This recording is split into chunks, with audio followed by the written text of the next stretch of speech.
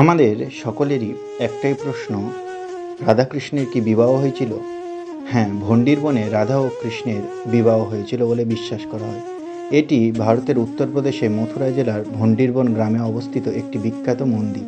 হিন্দু ধর্মগ্রন্থ যেমন ব্রহ্ম বৈবর্ত পুরাণ, গর্গ সংহিতা অনুসারে রাধা ও কৃষ্ণ এখানে ব্রহ্মার উপস্থিতিতে গন্ধর্ব মতে বিবাহ বন্ধনে আবদ্ধ হয়েছিল।